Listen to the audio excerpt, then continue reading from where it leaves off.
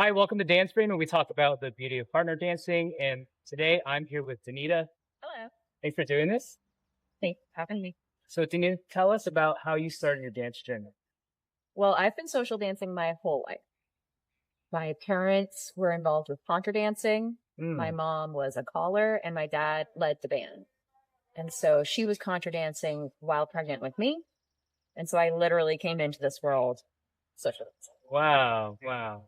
Yep. And I got all of the momentum and I've just been, hooked on it ever since. And contra dance is a line dance. Contra dance is kind of like square dancing, but instead of in a square, it's in lines where the couples progress up and down the line, dancing with another partnership in a Mm-hmm. little box of four. Mm-hmm. Awesome. And then when you came out of the womb, you hmm start contra dancing when you're like 4 and when you could walk. I started contra dancing in a backpack on my mom's back. So, I really was in it from day one. But then, yes, as soon as I could actually be on my own 2 feet, I was dancing. And then other kinds of dances. My dad introduced me to, like East Coast swing in our living room. He would put on records and we would kind of side rock step. Mm-hmm. Mm-hmm. And then over time, I kind of dabbled in some different styles. I went to college and I wanted to continue social dancing, but I didn't quite know which style was sort of my home. So I tried out a bunch of different things. I would go to swing dances, I would go to ballroom dances, and I eventually found myself at a fusion dance. I went on a date, an OkCupid date, and the guy was kind of, that didn't stick, but he introduced me to a fusion dance. And I went to this dance, and a couple people I danced with were like, "You might really like blues." And then I went to a blues dance in Seattle, and I Mm-hmm. was like, "Oh, this is the one." Mm-hmm. Interesting. What made you feel like this is the one? Like the music, the people, the atmosphere, the dance itself? I think there was an element of it was just so far different from a lot of the dancing that I had done. Mm. I've also done a lot of solo performance and competitive dance. So I was a competitive Irish dancer for 10 years. Oh, okay. And that was so rigid and so choreographed and so on beat that I think blues dancing was just such a Yeah. refreshing Hmm. opposite of that I could be as offbeat as can As you want to be. be. Yeah. Hmm. And be completely improvisational. Yeah, because when you're competing, you have to be super precise. hmm You have to be perfect to everybody else, because then you can notice, oh, you're offbeat or you're not sync to everybody else. But then also blues, just like the connection aspect, the conversational aspect. Like I was in college and I was looking for community. And so blues dancers just tend to be really friendly and welcoming. And the dance is also so welcoming and easy to kind of enter into. Mm. I loved it. And I love the music. Hmm. What did you love about music when you first heard it? Mm. I'm always drawn towards rhythmic music and very emotionally expressive music. Um, Growing up with a lot of swing and jazz in our house, it was kind of nostalgic Yeah. to go towards that, but different. Yeah. Yeah, when you listen to like Lindy Hop music or blues music, it brings you back. It brings you back to a time you and I may have not have lived, but also to a time when you heard music with your dad, Yeah. or you go to a space that plays swing music or blues music. A lot of people dress up or dress backwards to the time that the music was popular. So it's very homey or welcoming or longing.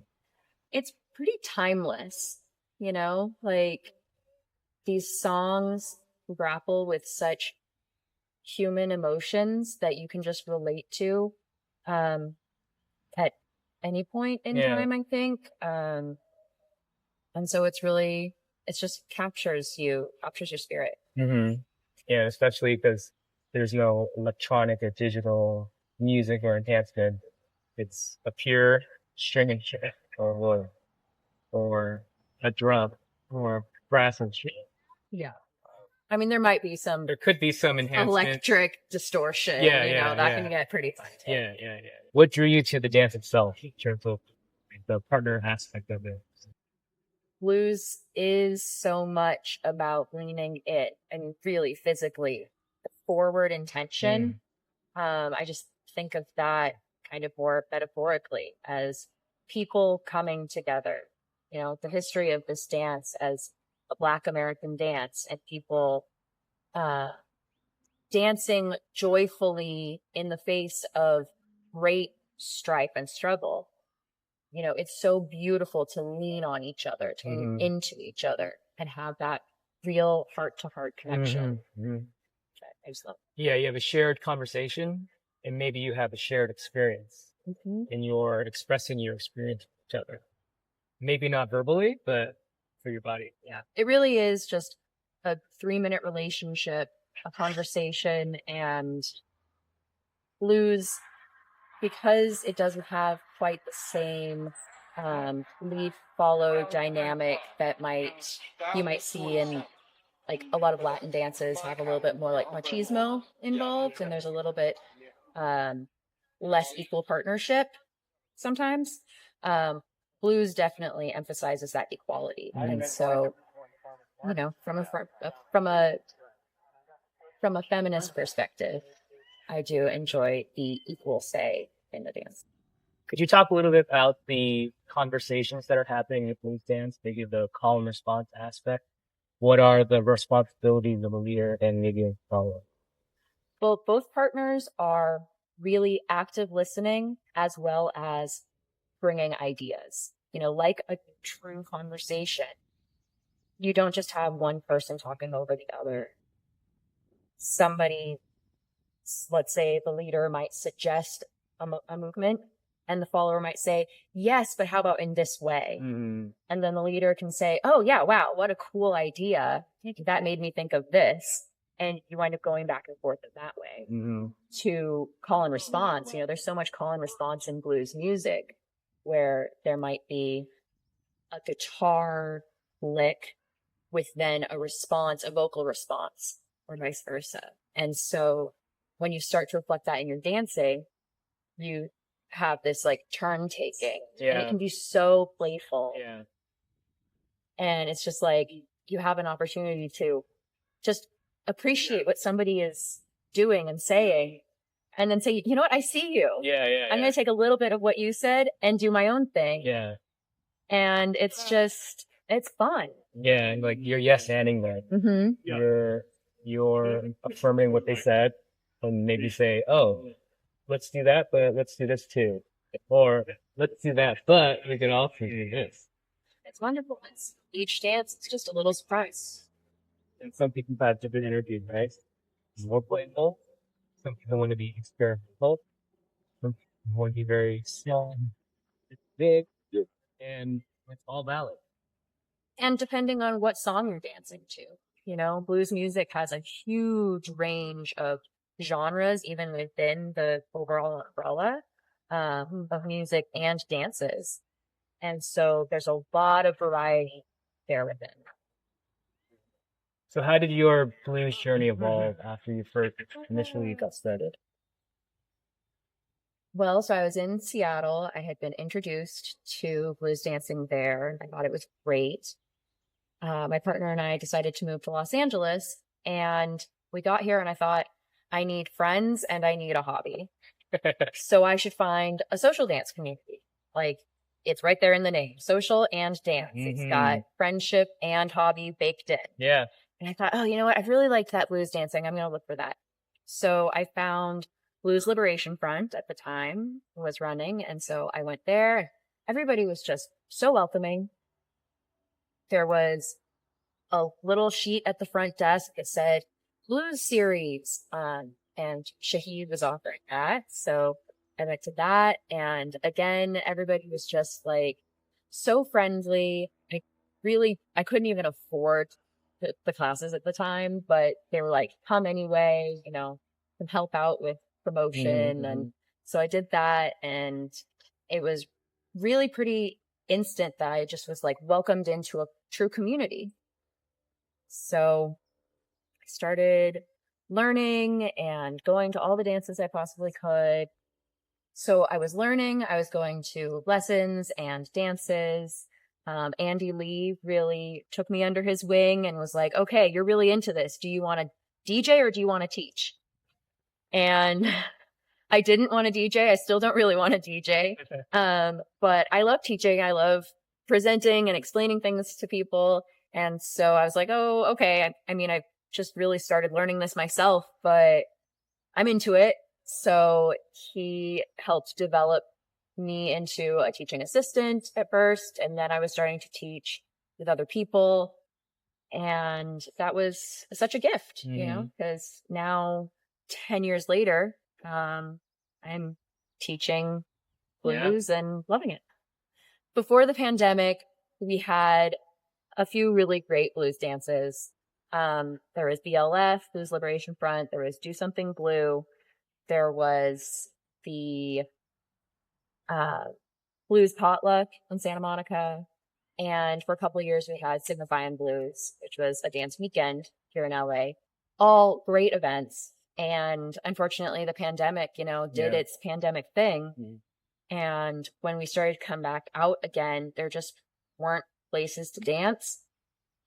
And Lindy Groove, of course, Lindy Groove had the blues room for years and years and years. So Lindy Groove came back and had the blues room, which was incredible. Really, really grateful for that. And before the pandemic, a couple of blues scene leaders had created Blues in LA. Mandy Carnes and Jenny Cannon had started Blues in LA as a Facebook and an Instagram account to kind of spread the word about where blues things were happening. And after the pandemic, I was like, hey, could I get the login to that? Because, like, we got to get some things going again. And so they graciously shared the login, and I was trying to get people to go out to just like any bar with live music, and things started to come back a little bit, but it was slow going. You know, pandemic. But before I knew it, we had kind of grown this Blues in LA platform into more of a little organization. And so now we do have the Blues in LA social dance community. And we have both the Instagram and a Discord and flyers. And now we're running our own dance.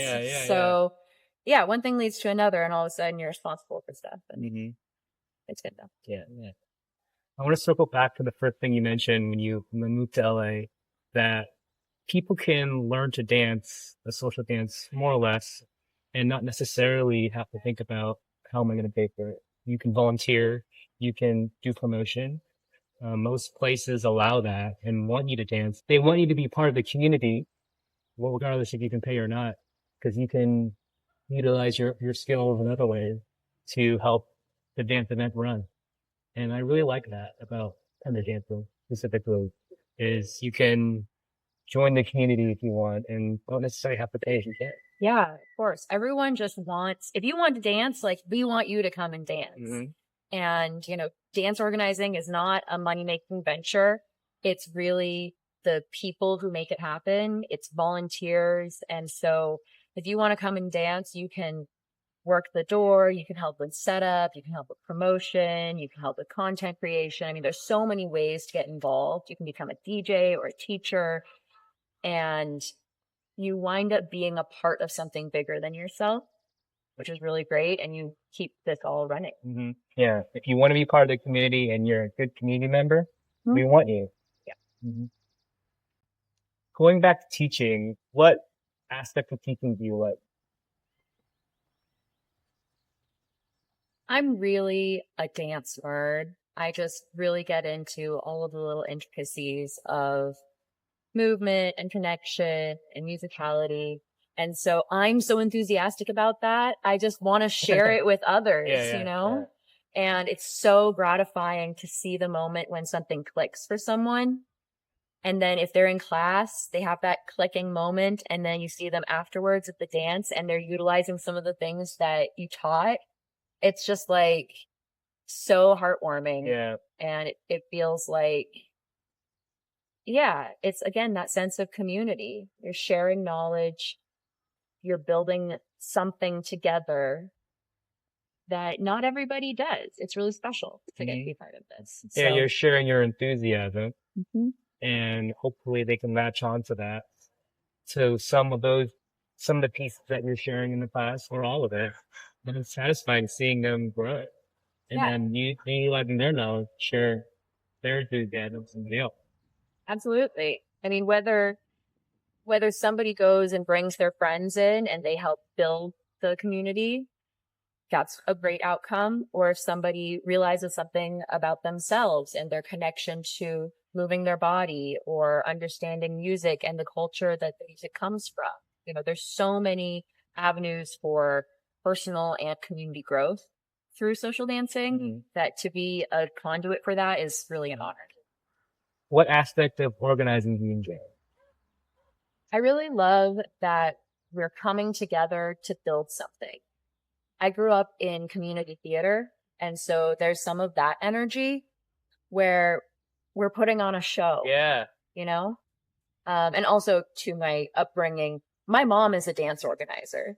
She ran Contra dances in my hometown. And so it's kind of just in my blood, but, you know, my parents instilled in me that you get out of something what you put into it.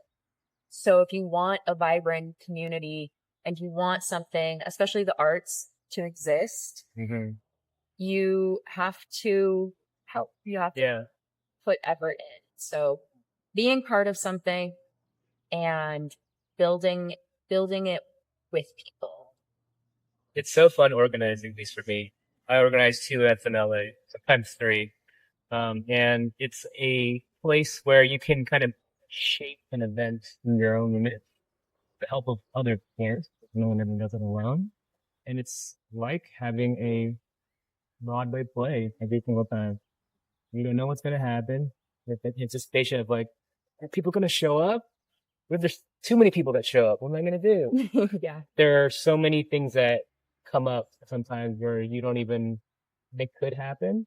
Then you just have to deal with it. Like dancing, maybe your partner decides to like let go and crawl on the floor. You just gotta say, okay, what am I gonna do? What am I going What to am I do? gonna do? Yes, it's the magic of live events. Yeah. It's something that we can't get on our screens. Correct. It's something that we can't get in our separate spaces. We have to come together into the same space in order to have those little weird magical moments. And yeah, we as organizers help facilitate that. Yeah, and then you get to lean on people who are enthusiastic about bringing what they can to the event too. Because some people are very good at promotions or marketing. It's great seeing people excited about bringing what they can to a dance event, whether that's knowledge and expertise or just wanting to sit at the door and let people in and say hello. It's all valid in terms of what you can bring, and it's exciting just to bring people together to do it. Yeah. People like to contribute. People like to be productive and be part of something. Yeah. And so social dancing and the events that we put on are an opportunity to do that, where it's not about paying the bills. It's not about kind of being part of the capitalist machine. It's about building something for community. Yeah. And yes, you get to exercise your different talents, and each person can shine in their own different way. Yeah, when you run an event, you're kind of building memories too. You're connecting people, and there's, say, 100 people, some of them strangers, some of them friends, and they get to interact in this space where we all agree, hey, today in this space we're blues dancing. And that's the name of the game. Hopefully you can blues dance, but if you can't, come to a class and you can figure out what this game is. Yeah. And it's really exciting to not only have events where you can see your friends, but also see new people who can become friends. And it's magical. I love that you called it kind of a game because we all need more play in our lives. And so social dancing provides this kind of structure where we know the rules of the game, but we can play with them and we can play within the bounds that we have agreed upon. I really I enjoy play in all aspects of my life. Hmm. And dancing is an opportunity for adults to play. Yeah, yeah. And you can play within the dance itself, or when you come to an event, say you're shy and you don't really know a lot of people, you can think of it as a game, right? Like, okay, I want to meet one new person today, and I'm gonna hopefully win this game, and I'm not leaving until I find one person to talk to. You can have games like that where you have goals or intentions when you come to a dance event to say, hey, I want to meet everybody. And that's the game. I may not win, but that's the game that I want to play while I have the ability to attend this event. So it's a space where people can have different goals and different ways of measuring success. And as long as you're not hurting anybody, the games and the rules you set for the game are pretty much valid. Right. Yeah. I mean, we have kind of like some collective rules. Yeah. We have like set expectations for how the game kind of works, but that just creates some safety Mm-hmm. and some frameworks. But then within that, you can be your goofy self. Yeah. Yeah. And the best games are kind of played where communication is clear and reciprocated. I think you can't have a good game without rules about what's going on or clarity of what the game is. And I think being a part of a dance or running a social dance event, clarity and the ability to promote communication of how people are feeling, being responsible about how you perceive other people's dance ability or dance vibe or injuries. It's a great way to kind of exercise your communication skills. Definitely.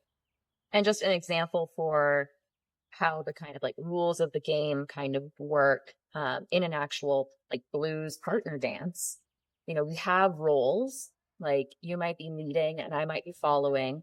And hopefully we both kind of have a shared understanding of what that means, Yeah. and so then we can play within that. Mm-hmm. And sometimes you break the rules a little bit, Yeah. sometimes you bend the rules, but like anything, you have to like know the rules before you can break them. And yeah, it's fine. Yeah. Yeah. But also, you can help communicate with people who are new to the dance and new to this dance language. So, for example, if I'm a more senior blues dancer and it's your first time, I can encourage you to say, hey, you know, I know what I'm doing. You may not, but let's communicate here and figure out ways for me to help you learn without dominating the conversation. So I may lead turns that are simple and encourage you to go, and you'll pick it up at your leisure and see where it goes. So it's a place where people who are more experienced can hopefully add value to those who aren't, and people can learn their dance skills on the flip of there. Yeah, every single time you dance with somebody, no matter your level, it's an opportunity for learning. And what we talked about earlier with the call and response, it's baked in. Like, I'm going to do this. And if you don't have any other moves in your entire repertoire, you can just copy what I did. Yeah. Mm-hmm. And I can be like, well, what about this? And then as you get more comfortable, you can start adding in your own stuff. And I've danced with some more beginner dancers who are doing that. They're copying me and then they'll do something slightly different and I'll copy them.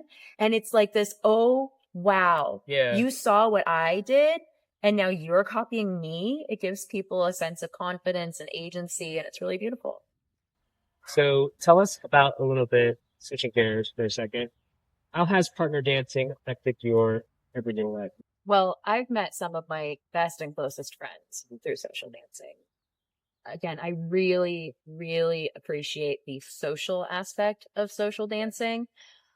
I think it's the best hobby you can have because not only is it a hobby, something that you can like level up in and go and take classes in and develop, it's movement.